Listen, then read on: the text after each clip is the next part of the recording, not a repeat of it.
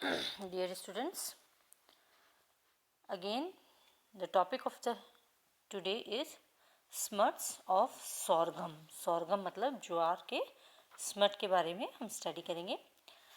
Last lecture में हमने दो स्मट्स के बारे में स्टडी कर लिया था. The one is covered smut या ग्रेन स्मट और दूसरा था loose smut of jowar.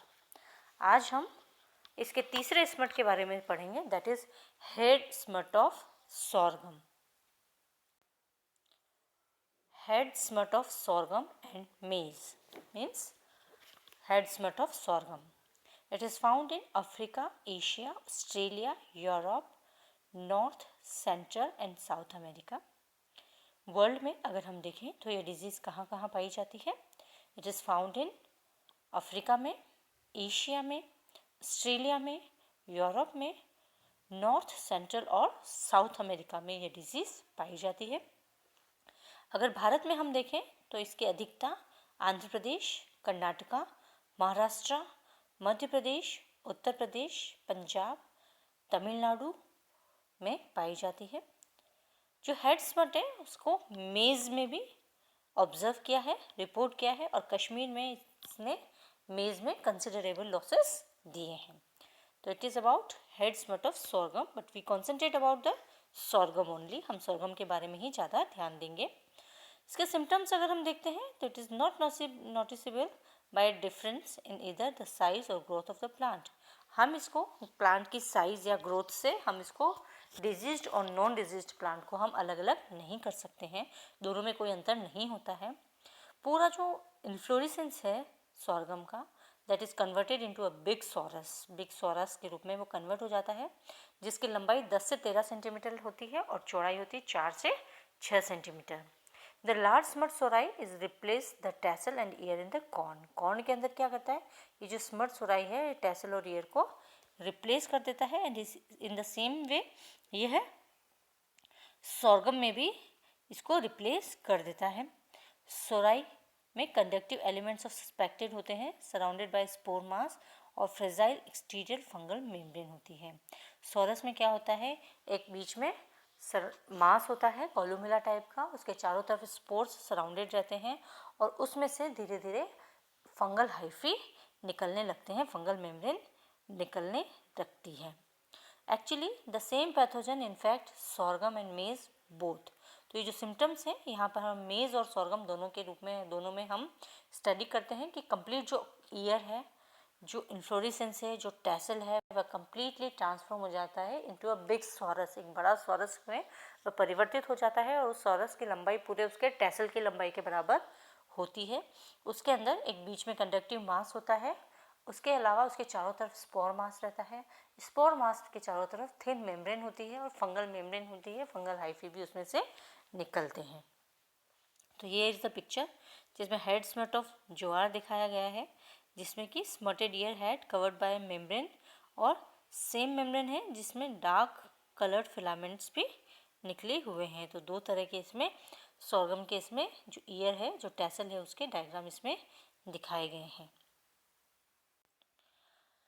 Causal organism, if you study about the causal organism, तो इसका causal organism the responsible for head smut of मेज और sorghum, मतलब कि मेज और sorghum का एक ही कॉजल ऑर्गेनिज्म है, वह है स्पोरिसोरियम रेलियनम, है ना. और इसका दूसरा नाम है स्फेलिथिका रेलियाना.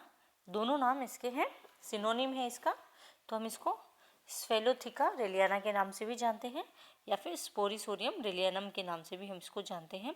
The sorus is composed of loosely united spores and the conductive tissue of the suspect which is initially includes by fragile fungal membrane. जो सॉरस है वह लूज मास होता है स्पोर का, जो कि प्लांट के वेस्कुलर सिस्टम के चारों तरफ ग्रो करता है और उस सोराई को एक मेम्ब्रेन जो है, फंगल मेम्ब्रेन है, वो उसको कवर करते हुए रखती है.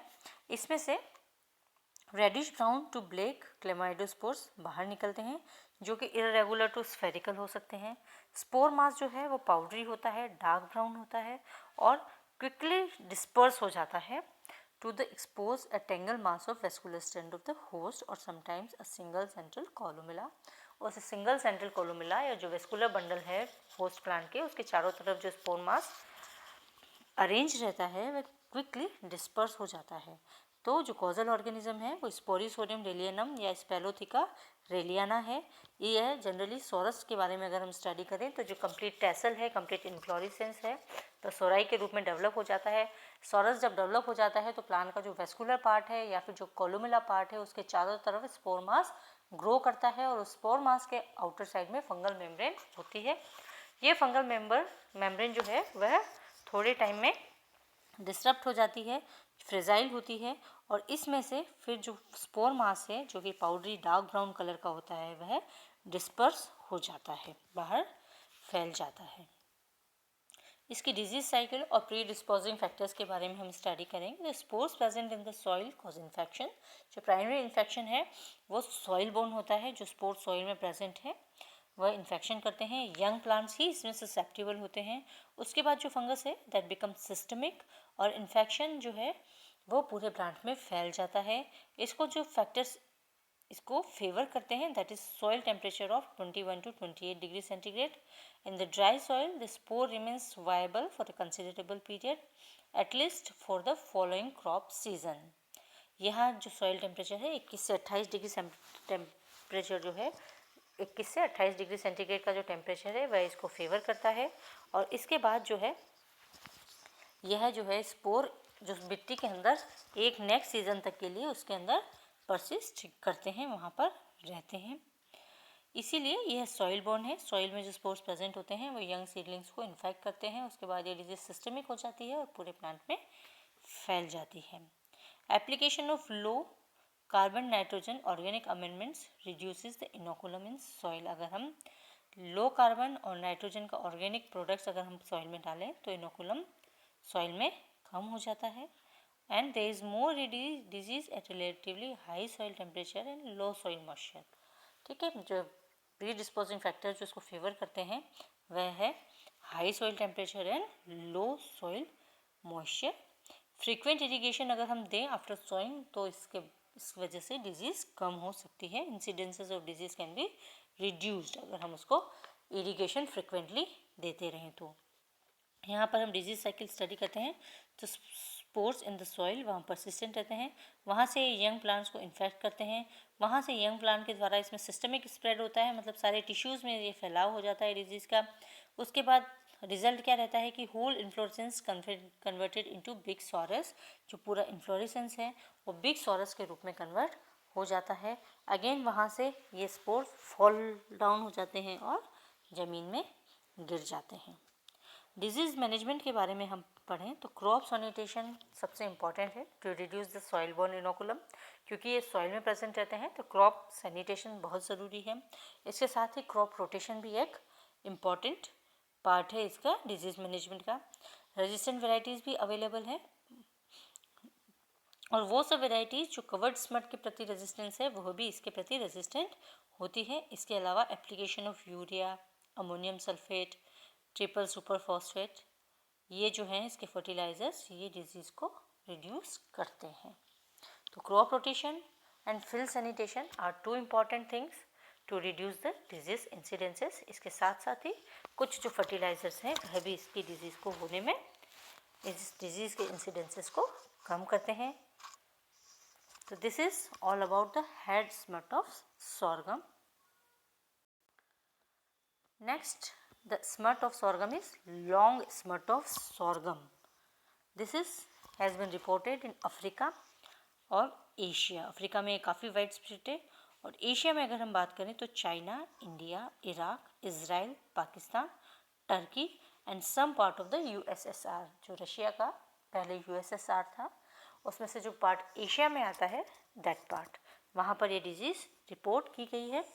इंडिया में it occurs in Tamil Nadu, Karnataka, Andhra Pradesh, Maharashtra, Madhya Pradesh and Uttar Pradesh.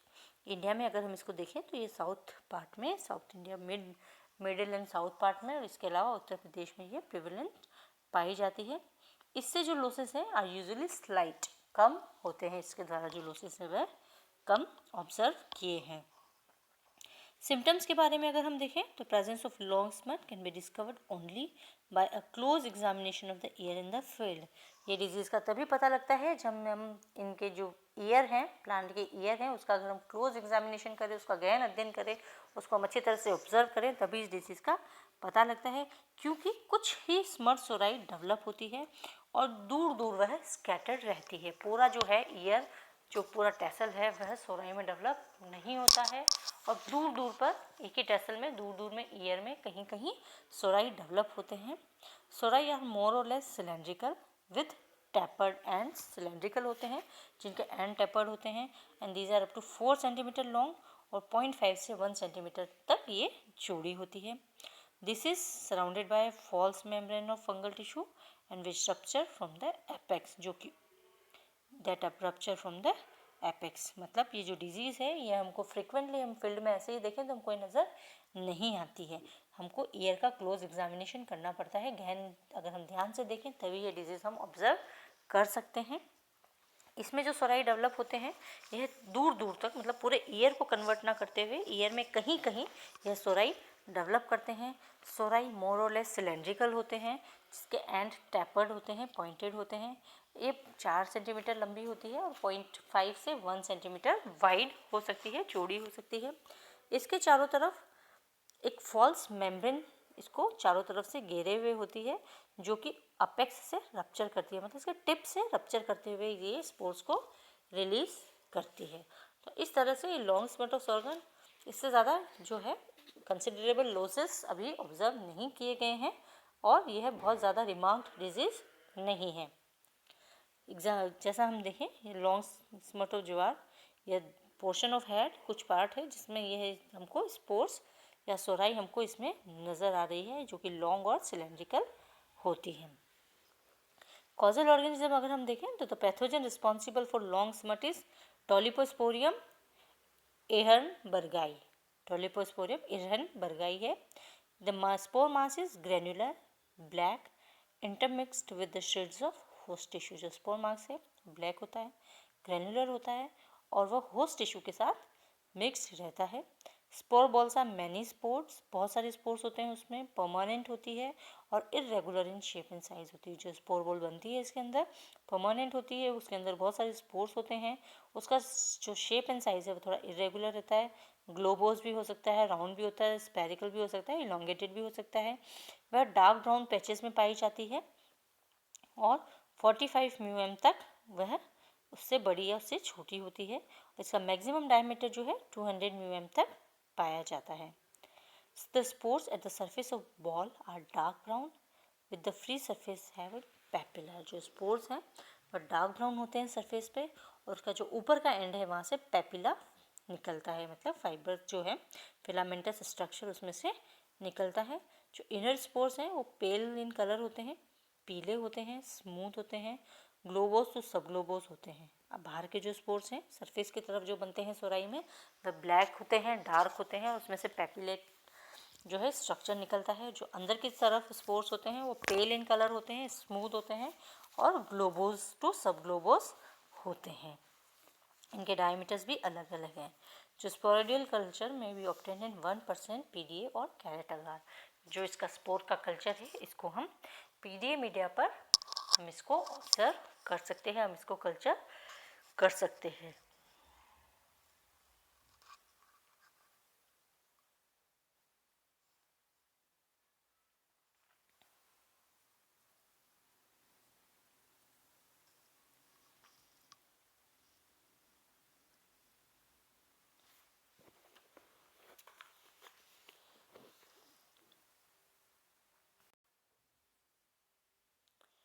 When we observe the disease cycle, तो इसका जो सबसे इम्पॉर्टेंट है that is spore balls in the soil. यह भी सॉइल बोर्न डिजीज़ है। उसके बाद यह डिजीज़ सिस्टमिक होकर एयरबोर्न स्पोरेडिया बना देती है और ये एयरबोर्न स्पोरेडिया है जो फ्लोरल इन्फेक्शन करते हैं, जो कि सेकेंडरी इन्फेक्शन का काम करते हैं। उसके बाद सोराई ईयर्स में डेवलप हो जाती है और वह ईयर्स मिट्टी में गिरकर वापस स्पोर बोल्स वहाँ पर सेफ रहती है। डिजीज़ मैनेजमेंट अगर हम देखें तो the use of healthy seeds, sanitary practices, यह इसके इन्फेक्शन को कम कर देती है। इसके अलावा कुछ जो वेराइटीज़ हैं वह रेजिस्टेंस भी पाई जाती है। In the south variety Irungu is usually free from this smut. South की एक वेराइटी है इरुंगु, उसमें यह रोग नहीं पाया जाता है, तो it is free from this smut. Now it's important, there is a comparison of 4 smuts of sorghum। हमने स्मट के 4 प्रकार पढ़े हैं sorghum में। sorghum में 4 तरह के स्मट्स पाए जाते हैं। तो there is a comparative table। तो सबसे पहले कैरेक्टर्स अगर हम टेबल देखें तो characters grain smut, loose smut, long smut and head smut. सबसे पहले कैरेक्टर्स हम देखते हैं। पैथोजन के बारे में देखें तो ये एस सोरगाई से होता है, ये एस क्रूनियाटा से होता है, ये टी एनबरवाई से होता है और ये एस रेलियाना से होता है। अलग अलग पैथोजन से। होस्ट है ग्रेन स्मट में क्या होता है, स्टंटेड ग्रोथ रह जाती है, हेडिंग प्री मैच्योर हो जाती है। लूज स्मट में नॉट स्टंटेड, पौधे की साइज़ में प्रभाव नहीं पड़ता है और हेडिंग इसमें नॉर्मल होती है। इसी तरह इसमें भी पौधे नॉर्मल रहते हैं और हेडिंग नॉर्मल हो जाती है। इसमें भी पौधे नॉर्मल साइज़ के रहते हैं पर इसमें भी हेडिंग प्री मैच्योर हो जाती है। ईयर इन्फेक्शन देखें तो ग्रेन स्मट में ऑल और मोस्ट ग्रेन्स आर स्मटेड, सारे ग्रेन्स स्मटेड हो जाते हैं। Same with the loose smut, सारे ग्रेन्स स्मटेड हो जाते हैं। लॉन्ग स्मट में कुछ ही ग्रेन्स हैं जो स्मटेड होते हैं और हेड स्मट में the entire inflorescence is converted into big sorus. जो पूरा इन्फ्लोरेसेंस है वही बिग सॉरस में कन्वर्ट हो जाता है। When we see the site of infection, कहाँ से इन्फेक्शन होता है, it is ovary ovary ovary और हेड स्मट में ये इन्फ्लोरेसेंस में इन्फेक्ट करता है।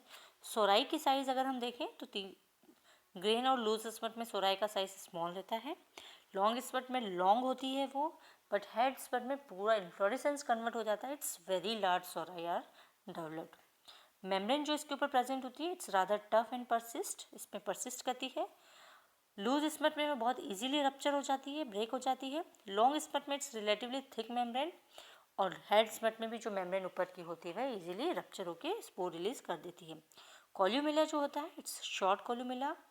लूज स्मट में लॉन्ग कॉल्यूमिला होता है। लॉन्ग स्मट में कॉल्यूमिला टोटली एब्सेंट रहता है क्योंकि किसी किसी ईयर में इन्फेक्शन पाया जाता है, बट 8 to 10 वेस्कुलर स्टेन जो है इसमें प्रेजेंट रहते हैं। हेड स्मट में कॉलुमेला एब्सेंट होता है but a network of vascular tissue is present in the centre और उसके चारों तरफ स्पोर मास डेवलप होते हैं। स्पोर के बारे में अगर हम देखें कंपैरिजन तो it's 6 to 7 mu m and spore surface is smooth in grain smut. Loose smut में 7 to 8 म्यूएम होता है और माइन्यूटली ये एक्यूमुलेट होते हैं। लॉन्ग स्मट में 10 से 15 म्यूएम स्मॉल पोल्स होती है जिसकी सरफेस पे पैपिलेट होती है, पैपिला निकले हुए रहते हैं। हेड स्मट में 9 से 14 म्यूएम तक होते हैं और ये एक्यूमुलेट होते हैं कहीं कहीं पर। वायबिलिटी ऑफ स्पोर्स के बारे में हम पढ़ें तो it's viable for more than 10 years, it's about 4 years, it's for 2 years and that is for 2 years. तो सबसे ज़्यादा वायबल है ग्रेन स्मट के स्पोर्स। स्प्रेड ये एक्सटर्नली सीड बोर्न होते हैं। लूज स्मट भी एक्सटर्नली सीड बोर्न है। लॉन्ग स्मट एयर बोर्न है और जो हेड स्मट है वह soil borne and seed borne है। तो there is a comparison of the 4 smuts of sorghum. Sorghum के जो 4 स्मट्स हैं grain smut, loose smut, long smut and head smut, उसका कंपैरिजन स्टडी आपके यहाँ पर दिया हुआ है। So thank you dear students, this is all about the smuts of the sorghum. We have studied about the 4 smut of the sorghum. हमने 4 smut के बारे में पढ़ा है sorghum में। It's a group of disease जो कि 4 अलग अलग तरह की होती है और उसके कॉजल ऑर्गेनिज्म भी चारों के अलग अलग होते हैं। तो देयर इज पॉसिबिलिटीज़ कि आपके इसमें कंपैरिजन पे बेस्ड कोई क्वेश्चन आए। So I hope you understand the topic. Thank you.